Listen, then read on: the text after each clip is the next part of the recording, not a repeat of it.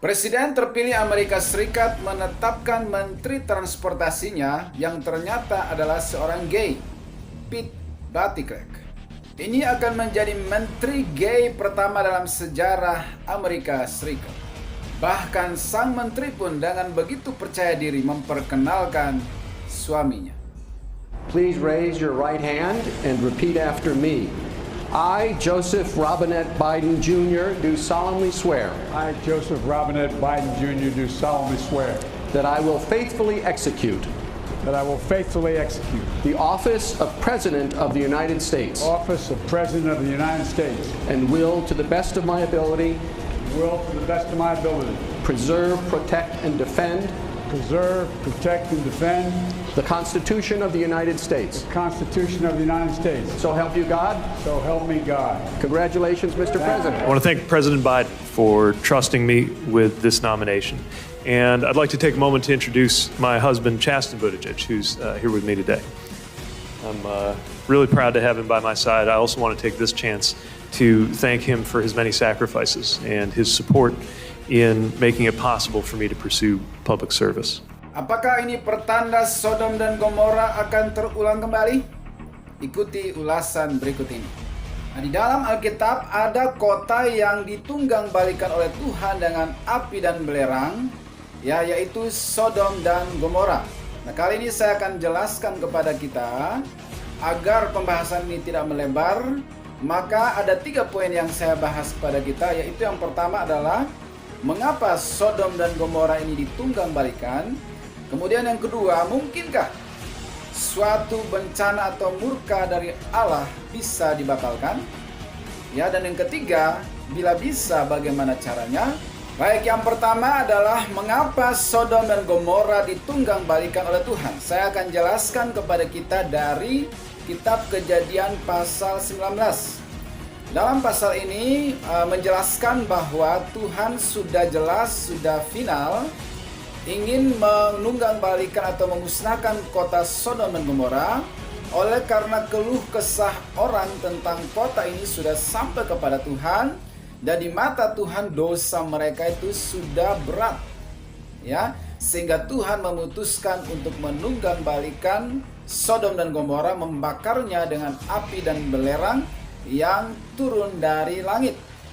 Nah, sebelum kita lanjut, dari penelitian para arkeolog yang mengatakan bahwa Sodom dan Gomora itu terletak di Laut Mati sekarang, ya, dan kota Sodom dan Gomora ditunggangbalikan oleh api dan belerang. Ya, menurut para arkeolog itu adalah meteor yang jatuh dari langit dan memusnahkan kota ini. Ya, nah pertanyaannya mengapa itu bisa terjadi? Ya, maka jawabannya tadi adalah ya karena keluh kesah orang tentang kota itu sudah sampai kepada Tuhan, dan kemudian di mata Tuhan dosa mereka itu sudah berat. Nanti seperti apa beratnya dosa mereka itu akan saya jelaskan.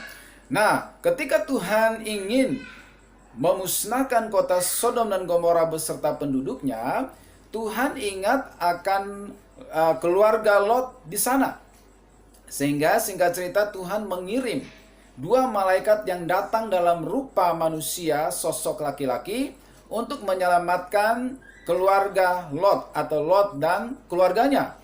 Nah, ketika 2 orang laki-laki ini, malaikat dalam rupa laki-laki ini datang dan memasuki kota ini, ya, kemudian Lot mengajak mereka untuk menginap di rumah Lot. Awalnya mereka menolak, namun akhirnya mereka setuju untuk menginap di rumah Lot. Nah, ketika penduduk kota itu tahu bahwa ada 2 sosok laki-laki yang mampir di rumah daripada Lot, maka ini yang terjadi. Di dalam Kejadian pasal 19 ayat 3 dan 4 saya bacakan untuk kita. Di situ dikatakan bahwa tetapi karena ia sangat mendesak mereka, maksudnya Lot mendesak 2 malaikat ini, singgahlah mereka dan masuk ke dalam rumahnya. Kemudian ia menyediakan hidangan bagi mereka. Ia membakar roti yang tidak beragi, lalu mereka makan. Tetapi sebelum mereka tidur, orang-orang lelaki dari kota Sodom itu, dari yang muda sampai yang tua, bahkan seluruh kota, tidak ada yang terkecuali, datang mengepung rumah itu. Ya, satu kota yang laki-lakinya semua datang mengepung rumah itu karena melihat ada dua laki-laki masuk ke rumah Lot. Mereka berseru kepada Lot, ayat 5, mereka berseru kepada Lot, di manakah orang-orang yang datang kepadamu malam ini? Bawalah mereka keluar kepada kami supaya kami pakai mereka. Wah, jadi mereka datang ke rumah Lot meminta supaya dua orang laki-laki itu dibawa keluar supaya dipakai. Apa maksudnya dipakai?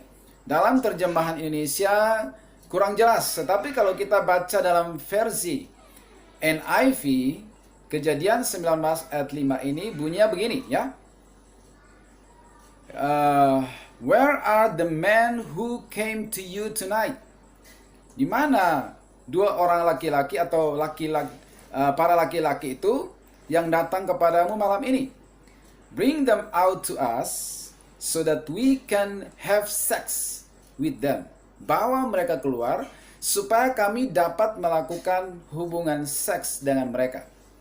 Ya, jadi para laki-laki dari kota itu mengepung rumah Lot, meminta dua laki-laki itu dibawa keluar supaya mereka bisa melakukan hubungan seks dengan mereka.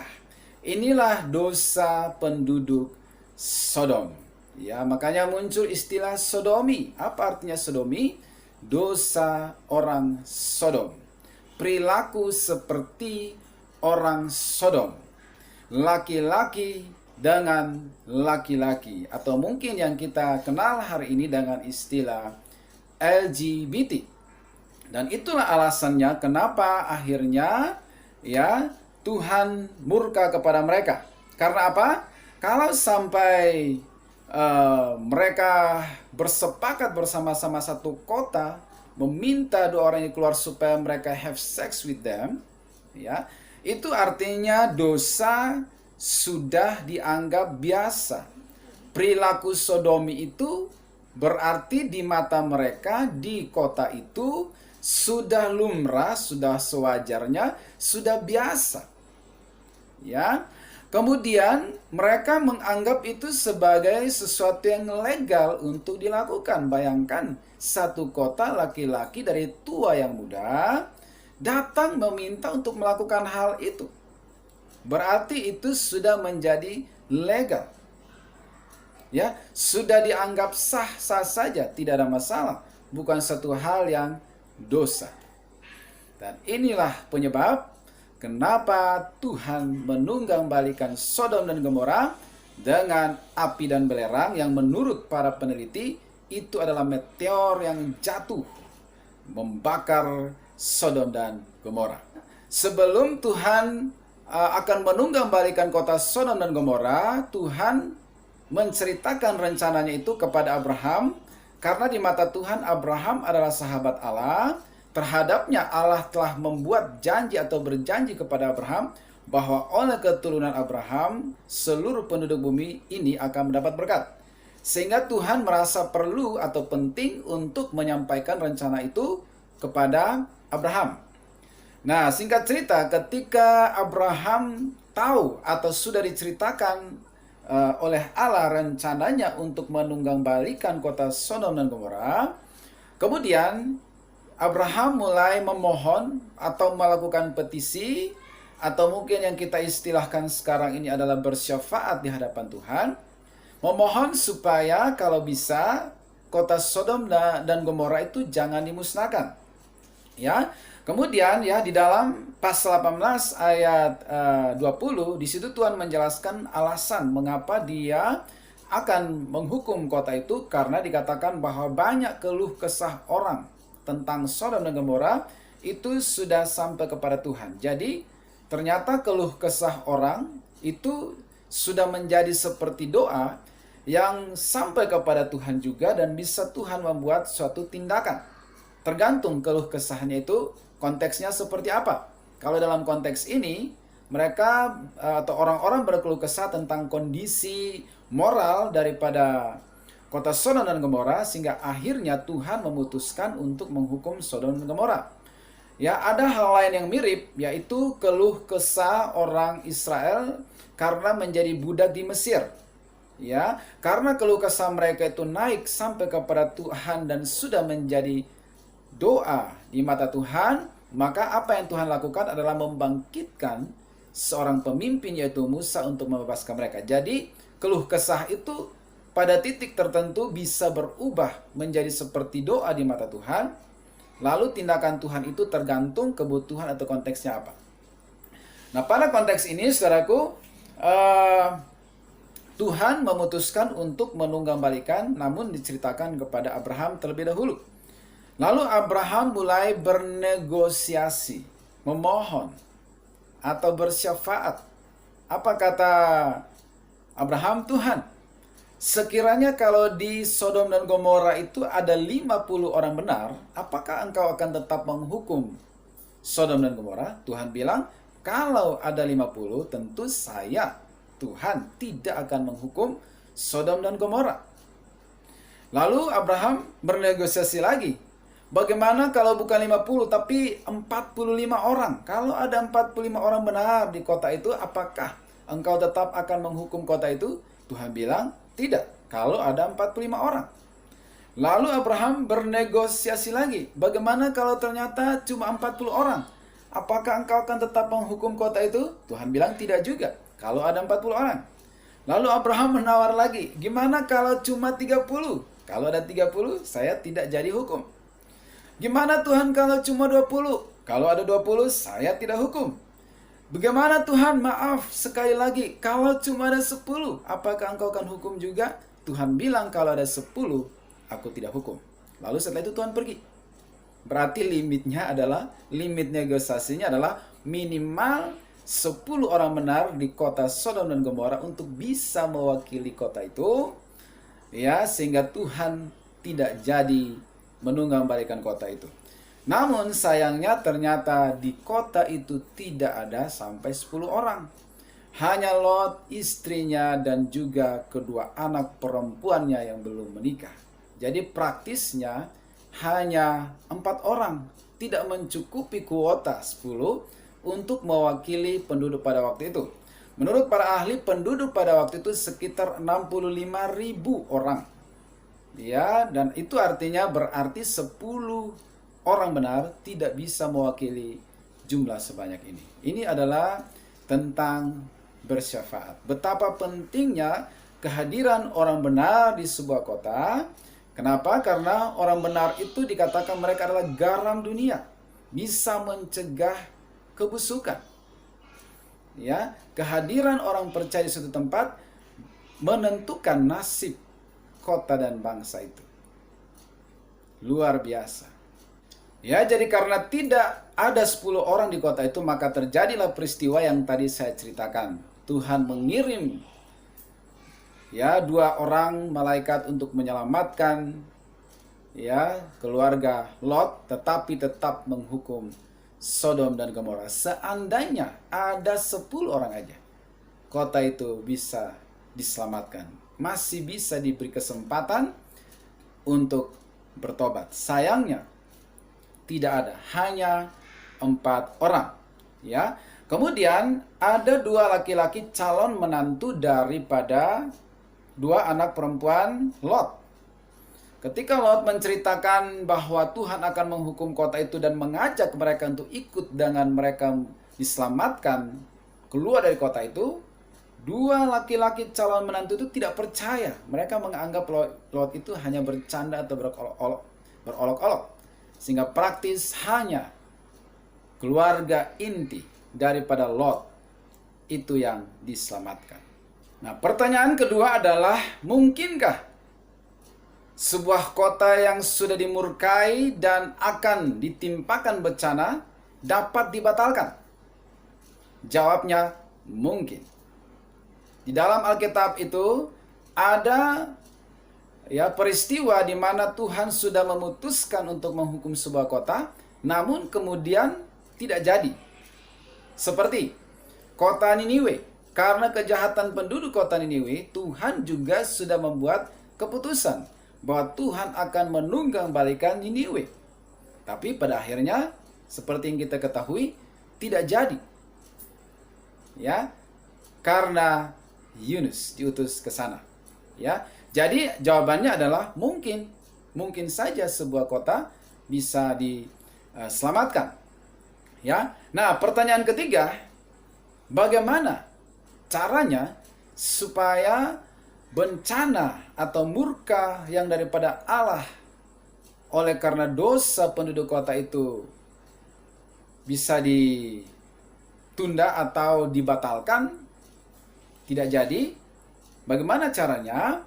Caranya adalah ya dengan bersyafaat seperti yang dilakukan oleh Abraham, bernegosiasi walaupun pada akhirnya karena kuota yang diminta oleh Tuhan tidak cukup mewakili. Tetapi Abraham sudah cukup berdoa atau bernegosiasi bersyafaat. Jadi syafaat dalam titik tertentu, makna tertentu itu artinya bernegosiasi dengan Tuhan, memohon belas kasihan dan pengampunan Tuhan supaya sebuah kota, bangsa jangan ditimpa malapetaka oleh karena dosa kota atau bangsa itu. Tetapi pada akhirnya keputusan Tuhan terlaksana ketika ada standar yang tidak terpenuhi, yaitu dalam konteks ini adalah minimal 10 orang benar. Tetapi Abraham sudah melakukan bagian dia menjadi pensyafaat bagi Sodom dan Gomora. Ya, peristiwa yang mirip itu adalah ketika di zaman Musa.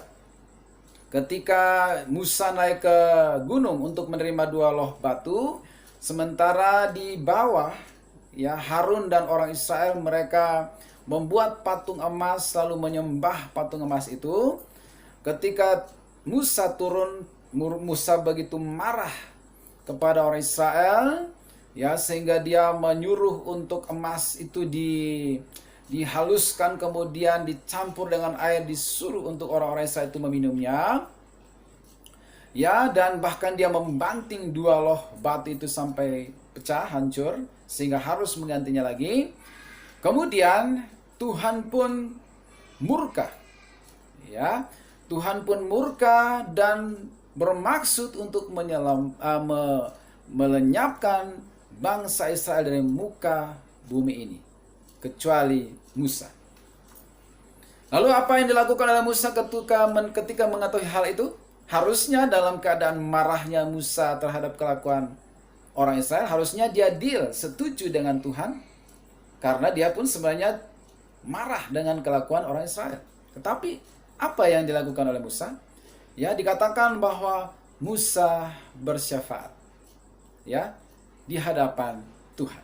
Ya, seperti apa syafaat Musa dalam Keluaran pasal 32 ayat 31 dan 32. Lalu kembalilah Musa menghadap Tuhan dan berkata, bangsa ini telah berbuat dosa besar, sebab mereka telah membuat Allah emas bagi mereka. Tetapi sekarang kiranya engkau mengampuni dosa mereka itu. Dan jika tidak, hapuskanlah kiranya namaku dari dalam kitab yang telah kau tulis. Ya, jadi luar biasa. Musa rela namanya dihapus dari kitab kehidupan asal bangsa Israel diselamatkan. Luar biasa seorang pensyafaat seperti ini. Padahal dia sendiri nggak setuju dengan kelakuan Israel. Dia marah terhadap orang Israel. Tetapi ketika Tuhan mau melenyapkan bangsa itu, dia bersyafaat membela bangsa yang menyebalkan dia sendiri, yang mengesalkan dia. Itu sebabnya firman Tuhan berkata bahwa Musa itu hatinya sangat lembut. Ya, seperti yang dikatakan dalam kitab Bilangan, ya, pasal 12 ayat yang ketiga. Adapun Musa ialah seorang yang sangat lembut hatinya, lebih dari setiap manusia yang ada di muka bumi. Luar biasa. Ya, jadi bagaimana cara mencegah supaya sebuah bencana atau murka yang sudah direncanakan atau ditetapkan Tuhan untuk terjadi atas sebuah kota itu bisa dibatalkan? Satu adalah dengan bersyafaat. Ya. Kemudian yang kedua adalah dengan bertobat. Seperti peristiwa Niniwe. Ya, jadi di peristiwa Musa tadi, setelah dia bersyafaat, Tuhan mendengarkan syafaat Musa sehingga tidak melenyapkan bangsa Israel, hanya dengan menghukum mereka yang terlibat dalam praktek penyembahan berhala itu, tetapi tidak dihapuskan semuanya. Dalam peristiwa Niniwe, ketika Yunus akhirnya sampai ke Niniwe dan mulai berkhotbah keliling kota itu, maka dikatakan bahwa raja meresponi khotbah daripada hamba Tuhan yang bernama Yunus. Dia turun dari singgasananya, merendahkan diri, berpuasa, memakai kain kabung beserta seluruh kota dan semua hewan-hewan ternak mereka. Maka muncul belas kasihan Tuhan.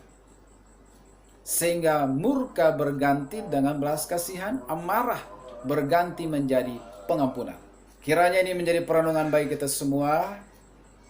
Semoga Sodom dan Gomora itu tidak terjadi kembali hari ini. God bless you.